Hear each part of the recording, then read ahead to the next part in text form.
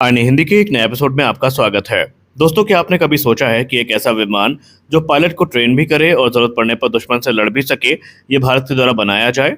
जी हाँ, अगर नहीं सोचा है तो आपको बता दें कि भारत अब एक ऐसा ही गेम चेंजर एयरक्राफ्ट बना रहा है जिसका नाम है HLFT-42, जिसको हम मारुत 2.0 के नाम से भी जानते हैं। लेकिन सबसे बड़ी बात यह है कि इसे खुद इंडियन एयरफोर्स ने अपने भविष्य का कॉर्नर स्टोन बता दिया है। आइए जानते हैं पूरा मामला क्या है, जहां पर पहले हम बात करेंगे HLFT-42 के बारे में। HLFT-42 का पूरा नाम है Hindustan lead in fighter trainer, जिसे हिंदुस्तान एरोनॉटिक्स लिमिटेड बना रही है। और इसका मकसद सिर्फ ट्रेनिंग नहीं है, बल्कि ट्रेनिंग कॉम्बैट दोनों है। आज भारतीय वायुसेना के पास हॉक 132 जैसे सबसोनिक ट्रेनर्स हैं, लेकिन भविष्य की लड़ाइयां सुपरसोनिक जेट और एडवांस सिस्टम से होंगी। इसीलिए भारतीय वायुसेना को चाहिए था एक ऐसा ट्रेनर विमान जो कि असली फाइटर जैसा लगे और जरूरत पड़ने पर खुद लड़ भी सके।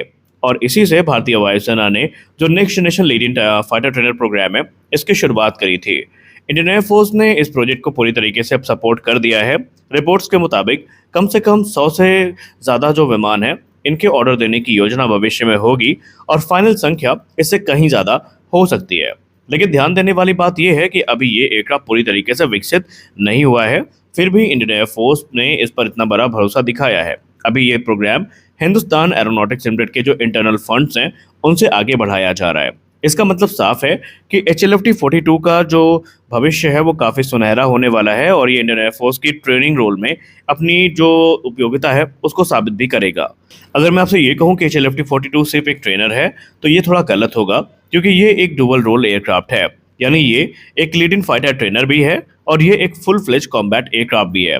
खासियतों की बात की जाए तो HLFT-42 भविष्य में एक सुपरसोनिक स्पीड में उड़ने वाला विमान होगा, एडवांस एवियोनिक के साथ होगा। यहाँ पर मैं एक मिनट रोक के आपको एक कॉन्टेक्स्ट दे दूं। जब HLFT-42 को इनिशियली इंट्रोड्यूस किया गया था तो ये कहा गया था कि ये एक ऑल मेटल बॉडी वाला विमान होगा, जिसमें ज़्यादा कॉम्प्लेक्स एवियोनिक्स और बड़े रेडार लगाए नहीं जाएंगे, क्योंकि उद्देश्य सिर्फ इसको ट्रेनिंग पर्पस में यूज़ करना था और एक लाइट रोल में इसको एक्सपोर्ट करना था। लेकिन अब चीज़ें बदल चुकी हैं। ये एक सुपरसोनिक विमान होगा, एडवांस एवियोनिक्स भी होंगी, सेंसर फ्यूजन भी होगा और BVR कॉम्बैट कैपेबिलिटी भी होंगी और ऐसा रेडार भी होगा। मतलब पायलट्स को शुरुआत से ही असली लड़ाकू विमान जैसा माहौल इन विमानों के थ्रू दिया जाएगा। और यही नहीं, ये एयरक्राफ्ट खुद भी मिशन को एग्जीक्यूट कर सकते हैं, जैसे कि एयर डिफेंस मिशन हो गए, जैसे कि क्लोज कॉम्बैट एयर पेट्रोल्स हो गई, वो ये कर पाएंगे, स्ट्राइक मिशंस कर पाएंगे और जो क्लोज एयर सपोर्ट है वो भी इन विमानों से भविष्य में दिया जा सकेगा। लेकिन अब आती है सबसे फ्यूचरिस्टिक बात, जो अभी अभी हाल ही में HLFT प्रोग्राम में ऐड करी गई है या HLFT-42 में ऐड करी गई है। दोस्तों, यहाँ पर HLFT-42 को सिर्फ एक हम ट्रेनर एयरक्राफ्ट नहीं कह सकते, बल्कि ये एक मदरशिप की तरह डिज़ाइन किया जा रहा है। यानी ये ड्रोन्स को कंट्रोल भी कर सकता है, जैसे कि कैट्स हंटर हो गया, जो कि या आप कैट्स वॉरियर कह सकते हैं, इनको ये कंट्रोल कर पाएगा। अब आप इमेजिन करिए कि एक पायलट कॉकपिट में बैठा है और उसके साथ 2 से 3 या उससे भी ज़्यादा ड्रोन उड़ रहे हैं, तो दुश्मन पर हमला कर सकते हैं या सेंसर्स की तरह काम कर सकते हैं। और सबसे खास बात, रियर सीट में बैठा इंस्ट्रक्टर या मिशन कमांडर इन ड्रोन्स को कंट्रोल कर रहा है और इसी को हम मैन एंड मैन टीमिंग कहते हैं।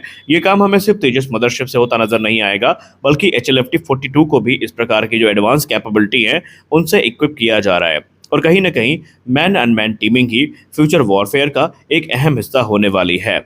अगर युद्ध होता है तो HLFT-42 की भूमिका काफ़ी महत्वपूर्ण होगी, क्योंकि ये फ्रंट लाइन फाइटर्स को बचाने के लिए काम में आएगा। सेकेंडरी मिशंस को यही संभालेगा, जैसे कि एयर पेट्रोल हो गए, स्ट्राइक मिशंस हो गई या सपोर्ट रोल हो गए। इससे एक्सपेंसिव जेट्स जैसे कि राफेल या सुखोई 30 MKI को हाई प्रियोरिटी मिशन के लिए बचाया जा सकेगा। यानी ये एक फोर्स मल्टीप्लायर बनेगा इंडियन एयरफोर्स के लिए। अब ये प्रोग्राम इतना महत्वपूर्ण क्यों है? इसके पीछे की अपनी एक वजह है।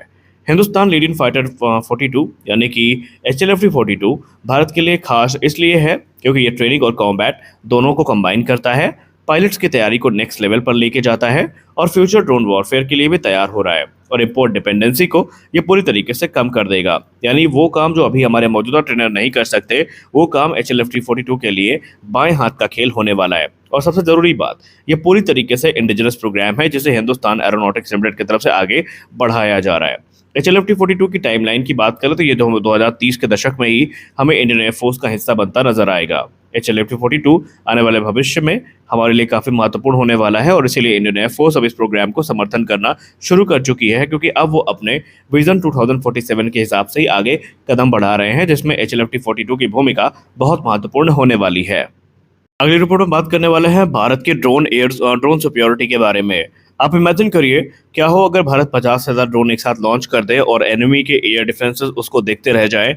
और ये मैं कोई फिल्मी स्टोरी आपसे नहीं बता रहा हूँ, बल्कि ये ड्रोन 700 किलोमीटर से ज़्यादा मारक क्षमता वाले होंगे। 5 घंटे से ज़्यादा इनका एंड्योरेंस टाइम होगा।